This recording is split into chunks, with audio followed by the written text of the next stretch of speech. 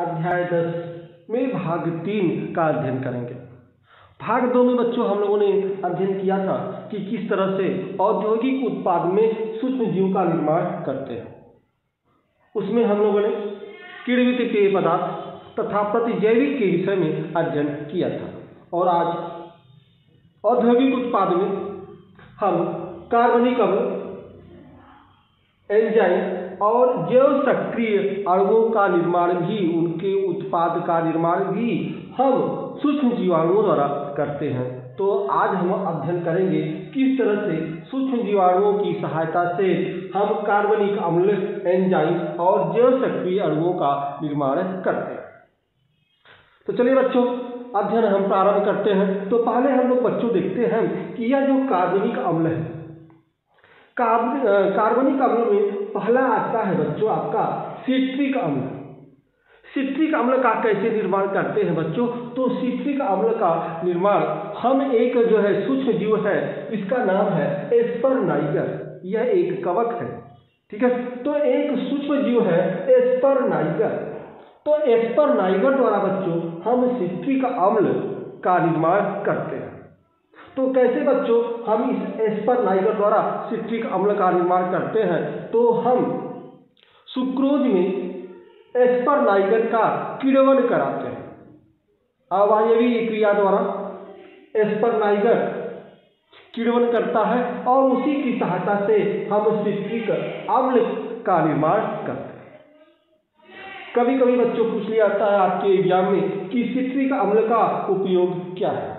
बच्चों तो जो सिट्रिक अम्ल का उपयोग है यह दवा बनाने में, खाद्य पदार्थों में तथा रंगों में सिट्रिक अम्ल का प्रयोग किया जाता है, ठीक है बच्चों। तो इस तरह से हमने देखा जो सिट्रिक अम्ल एक कार्बनिक अम्ल है, ठीक है, किस तरह से सूक्ष्म जीवों द्वारा हमने सिट्रिक अम्ल का निर्माण किया। चलिए अब दूसरा देखते हैं। दूसरा जो आपका कार्बनिक अम्ल है वह है एस्टिक अम्ल, ठीक है। यह जो आपका एस्टिक अम्ल है बच्चों, इसको हम सिरका भी कहते हैं, इसको हम सिरका भी कहते हैं। तो जो आपका एस्टिक अम्ल है सिरका, ठीक है, इसका निर्माण कैसे करते हैं बच्चों? तो इसके निर्माण के 2 चरण होते हैं। पहले चरण में क्या होता है, जो आपका ये बच्चों यह जो आपका पहला चरण है, पहले चरण में हम क्या करते हैं कि जो आपका कार्बोहाइड्रेट है बच्चों, यह कार्बोहाइड्रेट है C6H12O6। तो कार्बोहाइड्रेट का हम क्या करते हैं, पहले ईस्ट की उपस्थिति में एथिल अल्कोहल का निर्माण करते हैं। आपको पता है कि ईस्ट जो है एक एंजाइम जाइमेज का निर्माण करता है और उसके किण्वन द्वारा अर्थात उसकी सहायता से, ईस्ट की सहायता से हम कार्बोहाइड्रेट को, ठीक है, किस में बदल देते हैं? एथिल अल्कोहल में परिवर्तित कर देते हैं। यह इसका पहला चरण है बच्चों। दूसरे चरण में क्या करते हैं बच्चों? दूसरे चरण में हम करते यह है कि जो आपका एथिल अल्कोहल है, इस एथिल अल्कोहल को एस्टिक अम्ल में बदलने के लिए हम एक बैक्टीरिया का प्रयोग करते हैं, एक सूक्ष्म जीव का प्रयोग करते हैं और वह सूक्ष्म जीव है एसिटोबैक्टर एसिटाई। एसिटोबैक्टर एसिटाई यह जीवाणु बच्चों और इसी जीवाणु से हम क्या बनाते हैं? हम एथिल अल्कोहल से एस्टिक अम्ल का निर्माण करते हैं, ठीक है बच्चों। तो प्रश्न में पूछता है कि एस्टिक अम्ल का निर्माण हम किस सूक्ष्म जीवों से करते हैं? तो बच्चों एस्टिक अम्ल का निर्माण एसिटोबैक्टर एसिटाई नामक जीवाणु से या सूक्ष्म जीव से हम एस्टिक अम्ल का निर्माण करते हैं। एस्टिक अम्ल जिसको हम सिरका कहते हैं बच्चों, इसका निर्माण 2 चरणों में होता है। पहले चरण में हम क्या करते हैं कि जो आपका कार्बोहाइड्रेट है, ठीक है, कार्बोहाइड्रेट को, ठीक है, ईस्ट द्वारा हम क्या करते हैं? कार्बोहाइड्रेट को ईस्ट द्वारा हम इसको एथिल अल्कोहल में परिवर्तित कर देते हैं और ईस्ट में एक एंजाइम पाया जाता है जाइमेज, उसकी उपस्थिति में हम जो है कार्बोहाइड्रेट को एथिल अल्कोहल में परिवर्तित कर देते हैं। यह पहला चरण है बच्चों। दूसरे चरण में क्या करते हैं, जो आपका एथिल अल्कोहल है उसका ऑक्सीकारक करते हैं, ठीक है, और इसमें एक सूक्ष्म जीव का प्रयोग करते हैं और उस सूक्ष्म जीव को बोलते हैं एसिटोबैक्टर एसिटाई। इस जो है सूक्ष्म जीव की उपस्थिति में हम इसका ऑक्सीकारक करते हैं और यह जो आपका एथिल अल्कोहल है इसको हमने परिवर्तित कर देते हैं एसिटिक अम्ल में। इस तरह से जो है हम सूक्ष्म जीवों द्वारा एसिटिक अम्ल का निर्माण करते हैं। एक और जो है आपका कार्बनिक अम्ल है लैक्टिक एसिड। बच्चों यह लैक्टिक एसिड के विषय में आप लोगों ने अध्ययन कर लिया है। इसी मानव कल्याण में सूक्ष्म जीव का जो भाग 1 मैंने पढ़ाया था उसमें मैंने लैक्टिक एसिड के विषय में अध्ययन किया था। हमने बताया था कि दही में जो सूक्ष्म जीव पाया जाता है वह क्या होता है, लैक्टिक एसिड पाया जाता है, या जिसको हम लैक्टोबैसिलस कहते हैं। तो जो लैक्टिक एसिड है यह किससे प्राप्त किया जाता है, यह लैक्टोबैसिलस से प्राप्त किया जाता है बच्चों। तो लैक्टिक एसिड के विषय में हम मानव कल्याण में सूक्ष्म जीव के भाग 1 में आपको जो है हमने अध्ययन किया है और इसका लिंक हम डिस्क्रिप्शन में दे देंगे और वहां जाकर आप जो है देख सकते हैं कि किस तरह से लैक्टोबैसिलस, किस तरह से दूध से दही का निर्माण होता है। इस टॉपिक के अंतर्गत हम लैक्टोबैसिलस के विषय में जो है अध्ययन किया है। तो यदि आपको जो है लैक्टिक एसिड के विषय में नहीं पता है तो आप जो है इस जो है अध्याय का पहला पार्ट आप लोग देख लीजिएगा, जिसका जो है हम लिंक डिस्क्रिप्शन में दे देंगे। तो यह लैक्टिक एसिड है। लैक्टिक एसिड का निर्माण हम किससे करते हैं बच्चों, यह लैक्टोबैसिलस से इसका निर्माण करते हैं। और लैक्टिक एसिड का प्रयोग जो है क्या करते हैं आपको पता है, यह दूध से दही बनाने में प्रयोग करते हैं। प्लस इस जीवाणु का प्रयोग हमारा जो आहार नाल है, आहार नाल में जो जीवाणु होते हैं, जो सूक्ष्म जीव होते हैं, हानिकारक होते हैं, उनको भी यह जो है लैक्टिक एसिड नष्ट करने का काम करता है। चलिए अगला जो है आते हैं, जो आपका कार्बनिक अम्ल है वह है ब्यूटारिक एसिड। बच्चों ये जो ब्यूटारिक एसिड है यह कैसे प्राप्त किया जाता है, तो इसके लिए भी जो हम एक सूक्ष्म जीव है जिससे हम इसका निर्माण करते हैं और वह है आपका क्लस्ट्रीडियम ब्यूटाइरिकम, ठीक है। क्लास्ट्रीडियम ध्यान रखिए बच्चों, यह क्लास्ट्रीडियम है, क्लास्ट्रीडियम, यह क्लास्ट्रीडियम ब्यूटाइरिकम, ठीक है। ध्यान रखिएगा बच्चों, अक्सर यह आपके बोर्ड के एग्जाम या किसी भी कंपटीशन एग्जाम में यह अक्सर पूछा जाता है कि एसिटिक अम्ल का उत्पादन किस सूक्ष्म जीव से होता है, तो एस्परजिलस। एसिटिक अम्ल का निर्माण किस जीवाणु से होता है, एसिटोबैक्टर एसिटाई। लैक्टिक एसिड का निर्माण किस सूक्ष्म जीव से होता है, लैक्टोबैसिलस। ब्यूटारिक एसिड का निर्माण किस सूक्ष्म जीव से होता है, क्लास्ट्रीडियम ब्यूटाइरिकम। ये बच्चों याद होना चाहिए आपको, क्योंकि यह आपके बोर्ड के एग्जाम और कंपटीशन एग्जाम में यह प्रश्न अक्सर पूछा जाता है। इसी तरह के प्रश्न ये आपसे पूछता है। चलिए अब आते हैं, यह तो हो गया हमारा कार्बनिक अम्ल। अब हम अध्ययन करते हैं एंजाइम। कुछ ऐसे एंजाइम हैं जो सूक्ष्म जीवों की सहायता से हम जो है उनको बनाते हैं। जैसे एंजाइम में पहला है आपका प्रोटीएज। बच्चों यह प्रोटीएज क्या है, तो प्रोटीएज का निर्माण हम किससे करते हैं, एस्परजिलस ओराइजी। एस्परजिलस ओराइजी, ठीक है, नामक जीवाणु से हम प्रोटीएज का निर्माण करते हैं। और अक्सर बच्चों कभी कभी प्रोटीएज एंजाइम का पूछ जाता है कि उपयोग, इनका उपयोग हम कहाँ करते हैं, तो बच्चों इनका उपयोग हम डिटर्जेंट उद्योग में करते हैं। प्रोटीएज एंजाइम का निर्माण किस जीवाणु से होता है, एस्परजिलस ओराइजी। और प्रोटीएज का उपयोग हम कहाँ करते हैं, तो प्रोटीएज का उपयोग, ठीक है, डिटर्जेंट उद्योग में किया जाता है। दूसरा एंजाइम है पेक्टिनेज। पेक्टिनेज एंजाइम का निर्माण किस जीवाणु से होता है, बच्चों यह होता है एस्परजिलस नाइगर जीवाणु से पेक्टिनेज एंजाइम का निर्माण होता है। ठीक है, और पेक्टिनेज और प्रोटीएज यह जो दोनों एंजाइम हैं, इन दोनों एंजाइम जो है जो फलों का रस है, फलों के रस को स्वच्छ रखने के लिए हम इनका प्रयोग करते हैं।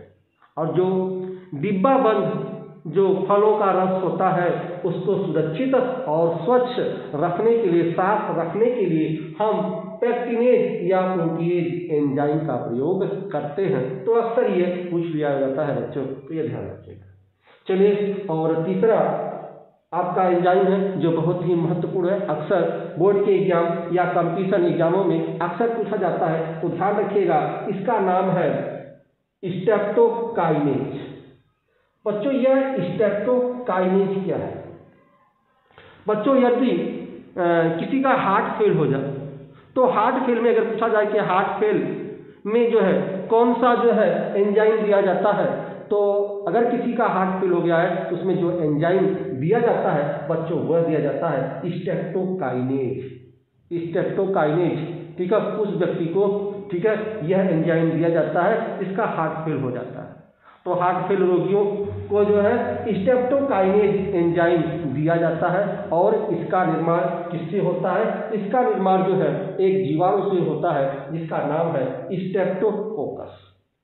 स्ट्रेप्टोकोकस जो जीवाणु होता है उन्हीं से स्ट्रेप्टोकाइनेज का निर्माण होता है।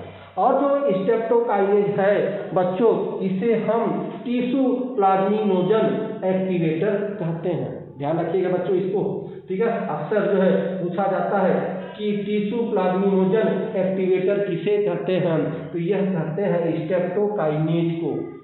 जो स्ट्रेप्टोकाइनेज एंजाइम है इसी को टिश्यू प्लाज्मिनोजन एक्टिवेटर कहते हैं। क्यों? क्योंकि जो बच्चों ब्लड का थक्का होता है, ठीक है, उस ब्लड के थक्का को घोल देता है, पुनः क्या करता है, ये घोल देता है। इसलिए स्ट्रेप्टोकाइनेज को टिश्यू प्लाज्मिनोजन एक्टिवेटर कहते हैं। ध्यान रखिएगा बच्चों, यह स्ट्रेप्टोकाइनेज क्या है कि स्ट्रेप्टोकाइनेज जो ब्लड का थक्का है, ठीक है, ब्लड के थक्का को हटाने का कार्य करता है। जो हार्ट अटैक होता है, ठीक है, उसमें जो है आपका स्ट्रेप्टोकाइनेज दिया जाता है। अर्थात आपकी जो रुधिर जो है नलिका है, जो रुधिर वाहिनी है, उस रुधिर वाहिनियों में यदि आपका ब्लड का थक्का को हटाने का कार्य जो है स्ट्रेप्टोकाइनेज करता है। आपका ब्लड का थक्का अर्थात जो ब्लड है वह मोटा हो गया है, उसको पतला करने का भी काम करता है स्ट्रेप्टोकाइनेज। ठीक है, तो स्ट्रेप्टोकाइनेज जो है एक एंजाइम है जिसकी सहायता से आपके ब्लड को पतला किया जाता है, और जहां ब्लड का थक्का जम गया है उस ब्लड के थक्कों को हटाने का कार्य किया जाता है स्ट्रेप्टोकाइनेज के द्वारा। इसलिए जो हार्ट पेशेंट होते हैं उसको जो है स्ट्रेप्टोकाइनेज का एंजाइम की दवा चलाई जाती है, और इसी को स्ट्रेप्टोकाइनेज को हम लोग बोलते हैं टिश्यू प्लाज्मिनोजन एक्टिवेटर। ठीक बच्चों, चलिए, तो हमने 3 एंजाइम के विषय में पढ़ा। अब हम पढ़ते हैं जैव सक्रिय अणु। कुछ जैव सक्रिय अणु हैं जिसके विषय में हम अध्ययन करते हैं कि कुछ जैव सक्रिय अणु हैं जो सूक्ष्म जीवों द्वारा हम उनका निर्माण करते हैं, जैसे साइक्लोस्पोरिन ए। बच्चों, अब हम लोग देखते हैं साइक्लोस्पोरिन ए। साइक्लोस्पोरिन ए क्या है बच्चों? यह एक जैव सक्रिय अणु है और यह बहुत ही महत्वपूर्ण और इम्पॉर्टेंट है। ध्यान रखिएगा बच्चों, यह आपका साइक्लोस्पोरिन ए। साइक्लोस्पोरिन ए का जो निर्माण है, इसका निर्माण हम ट्राइकोडर्मा पॉलीस्पोरम नामक जो है जीवाणु से साइक्लोस्पोरिन ए का निर्माण करते हैं। बच्चों, यह पूछा जाता है कि साइक्लोस्पोरिन ए का उपयोग कहाँ करते हैं, तो जो है ध्यान रखिएगा बच्चों, इसका उपयोग अंग प्रत्यारोपण, जो व्यक्ति अंग प्रत्यारोपण करते हैं उस व्यक्ति को साइक्लोस्पोरिन ए दिया जाता है। साइक्लोस्पोरिन ए क्यों दिया जाता है? क्योंकि बच्चों यह जो होता है इसे हम बोलते हैं निषेधात्मक न्यूनतम प्रतिरक्षा। क्योंकि यह साइक्लोस्पोरिन ए हमारा जो प्रतिरक्षा है, प्रतिरक्षा को न्यून कर देता है। न्यूनता प्रतिरक्षा हमारे प्रतिरक्षा को न्यून कर देता है। इससे क्या होगा बच्चों? तो बच्चों ये जो है अध्याय 8 है, ठीक है, मानव स्वास्थ्य तथा रोग। अध्याय 8 में मैंने प्रतिरक्षा तंत्र के विषय में अध्ययन किया है। यदि आप प्रतिरक्षा तंत्र के विषय में नहीं जानते हैं तो हम डिस्क्रिप्शन में लिंक दे देंगे, वहां जाके आप देख लीजिएगा। बच्चों, प्रतिरक्षा तंत्र क्या है? अर्थात प्रतिरक्षा तंत्र, इम्यूनो सिस्टम, हमारे शरीर में ही कुछ इस तरह की व्यवस्था होती है कि हमारे शरीर में जो सूक्ष्म जीव प्रवेश करते हैं उनसे लड़ने की क्षमता हमारी प्रतिरक्षा तंत्र कहलाती है। किस तरह से हम दुश्मनों को मार गिराते हैं, ठीक है, इस तरह की व्यवस्था हमारे शरीर में है, हम इसे प्रतिरक्षा तंत्र कहते हैं, ठीक है। तो उसे आप जाके हम डिस्क्रिप्शन में इसका लिंक दे देंगे, आप जाके वहाँ देख लीजिएगा। तो साइक्लोस्पोरिन ए क्या है बच्चों? ठीक है, यह जो है हमारे प्रतिरक्षा तंत्र को न्यून कर देता है। न्यूनता प्रतिरक्षा, निषेधात्मक न्यूनता प्रतिरक्षा, इसे कहा जाता है साइक्लोस्पोरिन ए को, क्योंकि हमारे शरीर की जो प्रतिरक्षा है अर्थात जो टी लिम्फोसाइड है, टी लिम्फोसाइड अपनी कोशिका और बाहर की कोशिका को पहचान लेता है, ठीक है। जब हम बाहर की कोशिका को पहचान लेते हैं तो क्या करते हैं, जो हम दूसरे का अंग लगाए हैं उसको जो है क्या कर देता है, बहुत जल्द उसको हम क्या करते हैं, निगलेक्ट कर देते हैं, जिसके कारण जो है हमारा जो अंग प्रत्यारोपण है बहुत जल्द खराब हो जाता है, क्योंकि हमारी प्रतिरक्षा तंत्र उसको क्या करता है, अस्वीकार कर देता है, उसको रिजेक्ट कर देता है, ठीक है। क्योंकि हमारे शरीर में इस तरह की व्यवस्था है कि हम अपनी कोशिका और दूसरी जो कोशिका को पहचान लेते हैं। जब हम दूसरे की किडनी को अपने शरीर में लगाते हैं तो जो हमारी प्रतिरक्षा तंत्र है यह पहचान लेता है कि यह मेरा अंग नहीं है, यह दूसरे का अंग है, और बहुत जल्द वह अंग जो दूसरे का मैंने किडनी लगाया है वह बहुत जल्द क्या हो जाता है, बेकार हो जाता है, काम करना बंद कर देता है।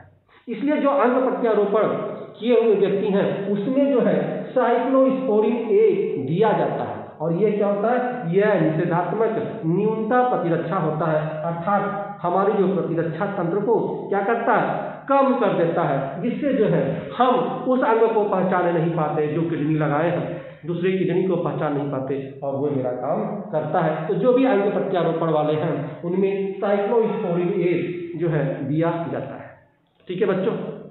चलिए, इसलिए अंग प्रत्यारोपण में जो है समस्या रहती है, बहुत ही कम सफलता अंग प्रत्यारोपण में मिल जाता है, क्योंकि कुछ समय बाद हम देखते हैं कि वह अंग क्या होता है, काम करना बंद कर देता है।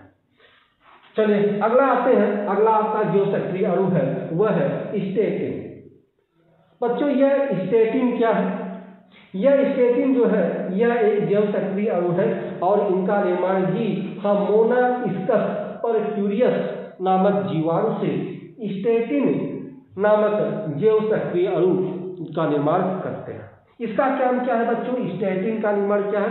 स्टेटिन क्या करता है कि हमारे शरीर में जो कोलेस्ट्रॉल बढ़ जाता है उस कोलेस्ट्रॉल को कम करने का काम करता है स्टेटिन, ठीक है। तो इस तरह से बच्चों, ठीक है, इस भाग 3 में हमने किस तरह से औद्योगिक उत्पाद में कार्बनिक अम्ल, जो आपका कार्बनिक अम्ल है, एंजाइम है, जो सक्रिय अणु है, उनका सूक्ष्म जीवों से कैसे हम उत्पाद करते हैं और किस तरह से उसका उपयोग करते हैं, इसका अध्ययन हमने किया। बच्चों, यदि आपको यह लेक्चर समझ में आ रहा है तो बच्चों इसको जो है लाइक, शेयर और सब्सक्राइब जरूर कीजिएगा, और हम आपसे इसका अगला भाग 4 में आपसे हम मिलेंगे, और भाग 4 में जो हम सीवेज के विषय में अध्ययन करेंगे। चलिए बच्चों, आज के लिए इतना ही, चलिए मिलते हैं अगले वीडियो में, तब तक बच्चों धन्यवाद।